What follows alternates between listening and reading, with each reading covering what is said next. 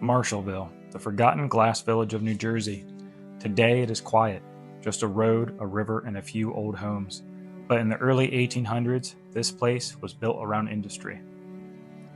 This is the Tuckahoe River, the northern boundary of Upper Township, flowing into the Great Egg Harbor Bay.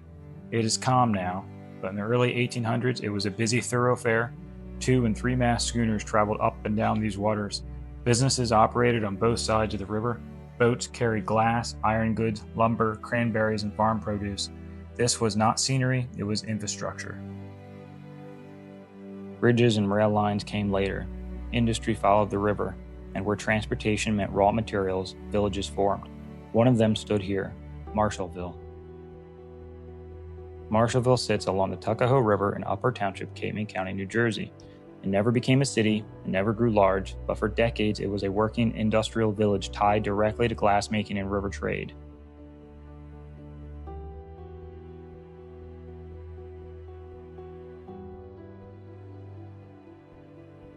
Today, Marshallville Road is all that remains.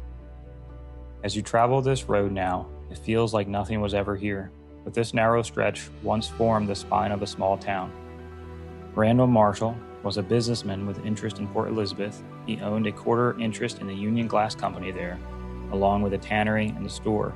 Since the Union Glass Company was closing, he and his son-in-law, Frederick Stanger, who was himself a glass blower, decided to move one glass furnace to the banks of the Tuckahoe River in Mill Creek in 1814.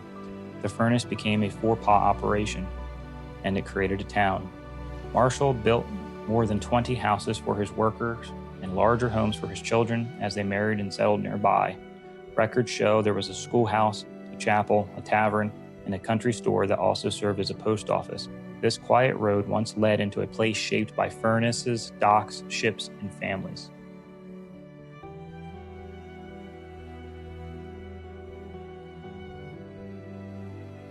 Today, only fragments remain, a marker, a few houses, and the land itself.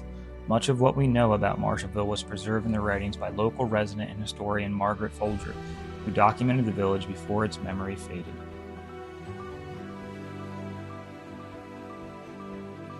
The river made everything possible in Marshallville. Boats once traveled upstream as far as what is known as head of the river, the furthest point large vessels could navigate where ironworks and mills operated. As early as 1794, a road was built from Port Elizabeth to the Tuckahoe River, linking inland towns to river trade.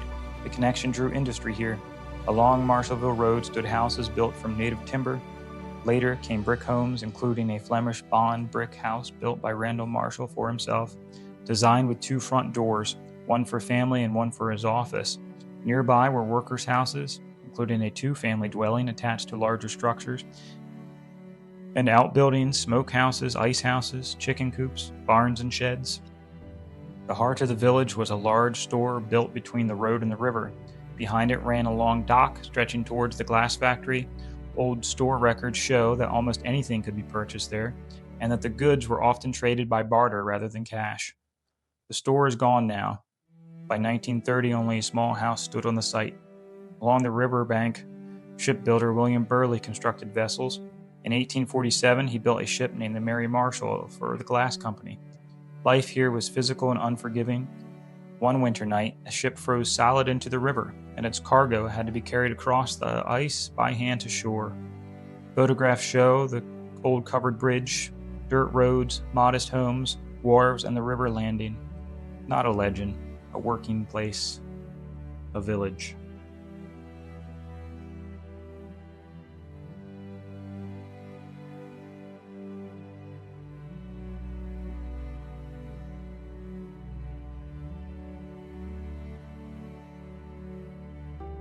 By the late 1800s, the furnaces went cold, ships slowed, families left, buildings were dismantled or collapsed.